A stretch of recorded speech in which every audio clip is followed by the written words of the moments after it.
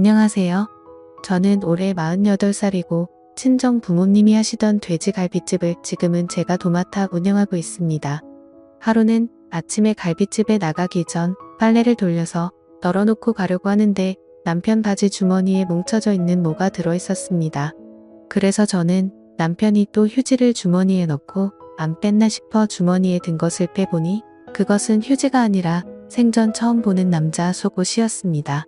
피자 모양으로 된 보기만 해도 망측스러운 그런 속옷이었지요. 저는 그런 속옷은 평생 사본 적도 구경한 적도 없는데 그런 이상한 속옷이 남편 바지 주머니에서 나오니 기가 막히더라고요. 그런 것이 바지 주머니에 들어있었다는 것은 남편이 나 몰래 넣어뒀다가 깜빡하고 그대로 둔 모양인데 그 상황은 아무리 좋게 생각해도 내가 안 보는 다른 곳에서 입었다고밖에 생각이 들지 않았습니다. 매일 일하느라 정신없고 늘 같은 곳에서 일을 하고 있어서 다른 짓을 하고 돌아다닐 거라고는 생각지도 못했는데 지금까지 헛짓거리하고 돌아다녔다고 생각하니 그때부터 남편을 유심히 관찰하고 알아봤더니 남편은 정말 상상 이상이었습니다. 저는 대학생 때부터 부모님 가게에서 부모님을 도우며 일을 했고요. 남편은 원래 중소기업에서 일을 했는데 회사 사정이 안 좋아지면서 회사를 그만두고 친정 부모님이 하시는 돼지갈비집에서 저와 함께 일을 하게 되었습니다. 그리고 우리 두 사람이 손발에 맞아 부모님 없이도 돼지갈비집을 운영할 수 있게 됐을 즈음 부모님은 일을 그만두시고 한 달의 수익금에 얼마를 드리기로 하고 저와 남편이 완전히 도맡아서 하기로 했습니다. 열심히 하는 만큼 돌아오니 남편과 저는 정말 열심히 일했습니다. 열심히 일한 만큼 갈비집에 단골도 많아져서 점점 자리를 잡아갔습니다. 저는 그 속옷을 발견하기 전까지 남편이 식당에 열심히 하고 다른 데는 눈도 안 돌리는 줄 알았습니다. 지금까지 단 한 번도 외박한 적 없었습니다. 누구처럼 상갓집에 간다고 밤을 새고 들어온 적도 없고요. 다른 사람처럼 출장을 가야 하는 직장이 있는 것도 아니 저는 그냥 믿었습니다. 남편이 자리를 비우는 시간이라고 해봐야 손님이 뜸한 시간 사우나 하러 간다고 나갔다 오는 것이 전부였는데 그것도 3시간을 넘기지 않으니 손님 없을 때는 돈까지 쥐어줘 가면서 몸 풀고 오라고 했지요. 그런데 남편 바지에서 그런 게 나온 걸 보니 지금까지 다니던 곳이 사우나가 아닌 모양이었습니다. 바지 안에 둘둘 말린 속옷을 발견한 후에 저는 남편 카드 내역과 전화기를 확인했습니다. 카드 내역에는 별다른 것을 확인 못했습니다. 늘 현금 결제하는 모양이었습니다. 전화기 열어봤지요. 전화기에 여자랑 주고받은 문자나 이상해 보이는 통화 내역은 없었고요. 어디 예약이 되었다는 문자가 있었습니다. 보통 남편이 자리를 비우는 그 시간이더군요. 처음에 저는 사우나인 줄 알았습니다. 요즘은 사우나도 예약을 하고 들어가나 보다 했는데 느낌이 싸해서 전화를 걸어보니 마사지샵이라고 하더라고요. 그래서 저는 감성 마사지샵이 뭔가 싶어 순진하게도 저기 거기 마사지샵인가요? 무슨 마사지를 해주는 곳이에요? 물었지요. 그랬더니 전화 받는 사람이 제가 마사지 받으려고 전화한 게 아니라는 걸 알라차렸는지 아주 사무적인 말투로 내 여기는 경남 아로마 마사지에 하더군요. 그래서 제가 또 순진하게도 거기 혹시 옷 안 걸치고 이상한 속옷 입고 하는 데인가요? 하고 물었지요. 그랬더니 상대방이 짜증 섞인 소리로 예약 잡으실 건가요? 했습니다. 그래서 저는 아니라고 나중에 다시 전화하겠다고 전화를 끊었습니다. 그냥 전화해서 물어봤을 뿐인데 꼭 도둑질이라도 하다가 들킨 것처럼 괜히 제 심장이 쿵쾅거리더라고요. 남편이 마사지샵에 예약이 잡혔다는 문자를 보니 거의 일주일에 한 번 꼴이었습니다. 주로 가는 곳이 제가 전화한 곳이었고 다른 곳도 돌아가면서 마사지를 받으러 갔더라고요. 저는 그 마사지샵이 여자들 얼굴 마사지하듯 그런 곳인지 정말 이상한 짓까지 하는 곳인지 알 수가 없었지요. 어떻게 알아볼까 고민하다가 근처에 호프집을 하는 젊은 사장이 있는데 친구들하고 우리 집에 자주 오기도 하고 오래전부터 누님 하면서 잘 따르기도 해서 호프집 사장한테 가서 한번 물어봤지요. 내가 요새 몸이 너무 피곤해서 마사지샵 가서 마사지 한번 받아볼까 싶은데 어디가 좋아? 집에 전단지 온 거 보니까 감성 마사지 어쩌고 하는 게 있던데 거기 한번 가볼까? 감성이니까 좋은 음악도 틀어주고 분위기도 괜찮을 것 같은데 그랬더니 그 호프집 동생이 두 손을 허공에 휘저으면서 아이고 누님 뭐 그런 데를 가시려고 해요. 그런데 100% 이상한 마사지 하는 데예요. 누님처럼 몸이 뻐근하다고 가는 데가 아니에요. 하더군요. 그래서 저는 그래 어떤 데인데 가봤어? 하고 물었지요. 그랬더니 아니 제가 꼭 가봤다기보다는요. 제 친구놈들이 그런데 들락거리는 놈들이 많거든요. 제가 절대 가봐서 아는 게 아니고요. 저도 들어서 아는 거예요. 그런데 마사지샵 이름 내걸고 하는 데 있잖아요. 그게 대부분 불법 업소라고 보시면 돼요. 아주 극히 드물게 커플들이 같이 가는 마사지샵이 있기는 한데요. 그런 거는 저기 홍대 같은데 그런데 극히 몇 군데 있고요. 나머지는 다 비슷비슷해요. 이름은 전통 마사지, 아로마 마사지, 감성 마사지 뭐 다양한데요. 특히 이거 감성 이거는 진짜 할 거 다 한다고 보시면 되는데요. 감성 중에서도 끝에 빨간색 하트 표시 있는 전단지 있죠. 그런 거는 그냥 뭐 그런 데예요. 제가 누님한테 설명하기 민망하니까 자세히 설명은 안 할게요. 그런데 이 정도로만 말씀드려도 다 아시죠? 남자한테는 여자 마사지사가 붙고요. 여자한테는 남자 마사지사가 붙는데요. 뭐 더 말 안 해도 알겠죠? 아무튼 이런 데는 주로 일회용 속옷을 주거든요. 내가 누님 앞에서 이런 용어를 써도 되는지 모르겠는데 그 티자 있잖아요. 하길래 저는 남편 바지에서 나온 티자가 생각이 나서 순간 깜짝 놀라면서 뭐 했더니 역시 누님한테 이런 얘기하면 안 되는 건데 너무 놀라셨죠?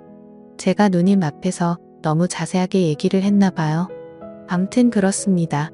하고 얘기를 마치려고 하기에 아니야 계속 얘기해봐. 그래서 그런 걸 주고 어떻게 하는데? 하고 물었더니 아니 제가 직접 가본 게 아니라서 자세히는 잘 모르고요. 어쨌든 그런 거 일회용 속옷 같은 거 주거든요. 부담스러우면 안 갈아입어도 돼요. 그런데 꼭 갈아입는 이상한 취향인 인간들 있어요. 하긴 거기 가는 게 다 그런 사람들이 가는 거겠지만 어쨌든 보통 마사지 하면 1시간에 7만원 정도 하는 데도 있고 1시간에 10만원 하는 데도 있는데요. 금액이 올라가면 올라갈수록 서비스가 좀 높아진다고 생각하시면 되고요. 마사지 하는 사람들 옷차림도 금액이 높아지면 높아질수록 별로 걸치고 있는 게 없다. 이렇게 보시면 됩니다. 그러니까 그런 데 가시면 안 되고요. 정말 몸이 찌뿌둥하시면 한의원에 이런 거 있잖아요. 건전한 데 그런 데 가세요. 괜히 한번 가셨다가 중독돼서 자꾸 가시면 가정 아작나는 겁니다. 한번 가면 나도 모르게 자꾸 가고 싶고 막 생각나고 그렇거든요. 아 물론 제가 가봐서 그렇다는 것은 아닙니다. 다 들은 겁니다. 절대 직접 가본 게 아니고요. 그러니까 저를 이상한 놈으로 취급하시면 안 됩니다. 누님 그래서 저는 잘 알겠다고 저는 마사지샵에는 못 가겠다고 집에서 혼자 발 마사지나 해야겠다고 하고 나왔지요. 호프집 동생 앞에서는 아무렇지도 않은 척했지만 돌아서 나오는데 머리가 핑 돌면서 현기증이 나더라고요. 피곤하다고 해서 좀 쉬었다 오라고 내보냈더니 밖에서 그런 짓을 하고 다닐 줄은 꿈에도 몰랐고요. 저는 그런 이상한 짓은 술집이나 가야 그런 줄 알았는데 술 안 마시고 멀쩡한 정신으로도 저런 데를 갈 수 있다는 것이 신기할 뿐이었습니다. 그런데 뭔가 좀 이상하다는 생각이 들었습니다. 남편은 거의 매일 바람 좀 쐬고 오겠다며 점심시간이 끝나고 난 뒤 밖에 나갔다 오는데 마사지샵에 가는 건 일주일에 한 번 정도였습니다. 그렇다면 다른 날은 어디로 가는 거지? 라는 생각이 들더라고요. 이 인간이 도대체 무슨 짓거리를 하고 돌아다니는지는 눈으로 직접 봐야겠다 싶더라고요. 직접 이해할 수 있는 여건은 안 되고 해서 저는 심부름센터라도 연락을 해봐야 하나 어쩌나 하고 있다가 길 건너의 커피숍의 바리스타로 일하는 사람이 남편이 바람이 나서 헤어졌다는 소리를 들어서 저는 그 동생한테 찾아가서 좀 알아봤지요. 그래서 그 동생한테는 솔직하게 얘기했지요. 남편이 요새 좀 이상한 것 같다고 매일 나가면 두어 시간씩 자리를 비우는데 그냥 바람 쐬러 가는 것 같지 않다고 하니 사장님 그게 100% 바람이에요. 하더군요. 사장님 남자들은요 밖에 여자 없으면 절대로 그렇게 부지런 떨면서 안 나갑니다. 무슨 목적이 있으니까 나가는 거예요. 제가 이혼한 그 새끼도 그랬어요.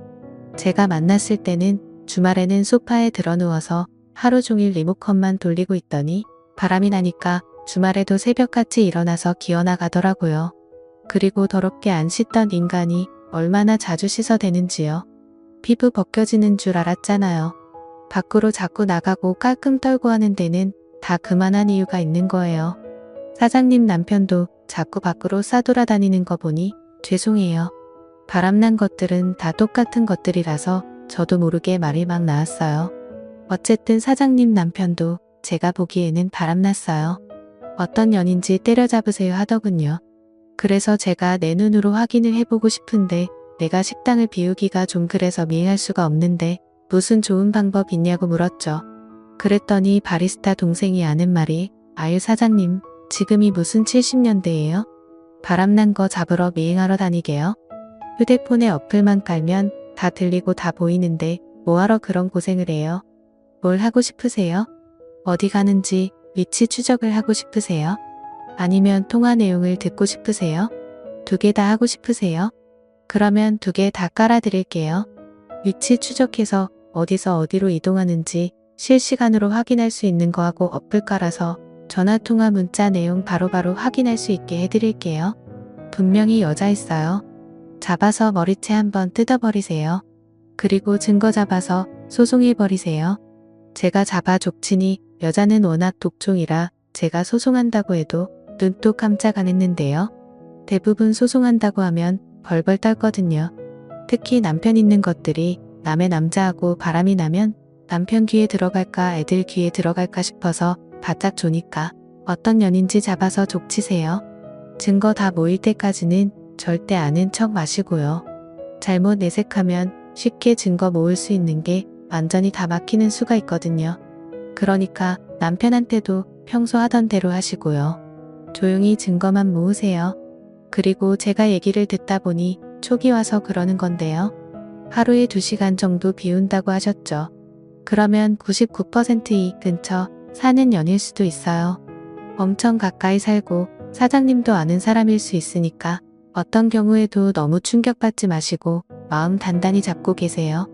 주로 자주 만나고 잘하는 것들이 바람나더라고요. 제가 이혼한 그 놈은 같은 회사 여자하고 바람났잖아요. 아마 사장님 남편도 주변 사람일 것 같아요. 했습니다. 그 외에도 바리스타 하는 동생이 자기가 경험한 얘기와 함께 남편하고 바람난 여자를 만나면 어떻게 해야 하는지 등등 여러 가지 얘기를 해주더라고요. 그래서 저는 바리스타 동생이 가르쳐 준 대로 집 컴퓨터에 로그인되어 있는 컴퓨터 계정으로 들어가서 위치 추적 내 전화기 찾기 설정해 놓았고요. 실시간 전화통화 내용, 문자 내용 확인할 수 있는 앱도 남편 전화기에 깔아두었습니다.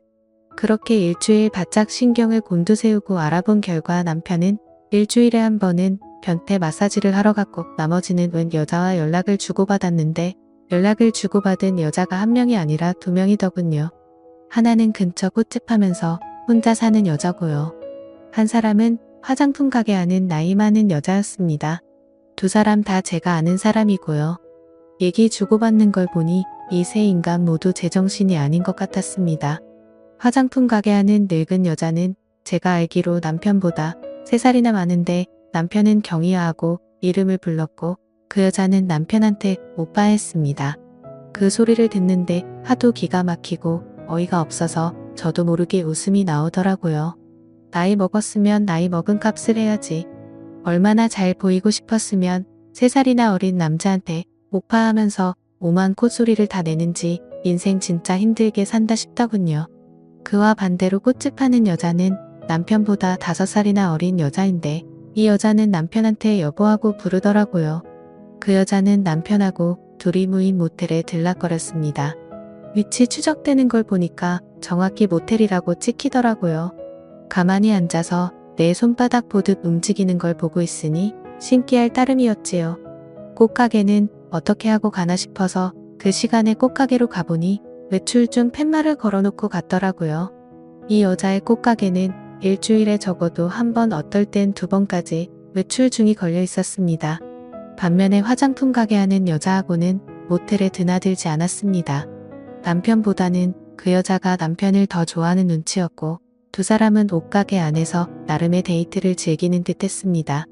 갈빗집이 안정적으로 자리 잡고 먹고 살 만해서 그러는 것인지 아니면 원래 여자를 엄청 좋아하는 인간인데 제가 그걸 모르고 살았던 것인지는 모르겠지만 어쨌든 남편은 여자를 만나려 마사지 받으러 다니라 일주일이 엄청 바쁜 사람이었습니다. 참 대단하다 싶더군요. 식당 일은 일대로 하고 집에 가면 저하고도 나름 잘 지냈는데 그 와중에 다른 여자들까지 만족시키고 있었으니 제 눈에는 그저 평범하고 일 열심히 하는 남자였지만 남편은 밖에 나가면 바람둥이 카사노바였던 것이지요. 저는 이것들을 다 어찌할까, 바리스타 동생 말처럼 가서 머리채라도 휘가 마버릴까 어쩔까 생각하다가 저는 화장품 가게 하는 여자 꽃 파는 여자 둘 다 우리 집에 불렀습니다. 동네에서 같이 장사하면서 언제 한번 갈비 대접해야지 하고 있었는데 여태껏 마음만 있고 실천을 못했네요. 제가 월요일 저녁은 문을 좀 일찍 닫을 거니까 그때 오세요.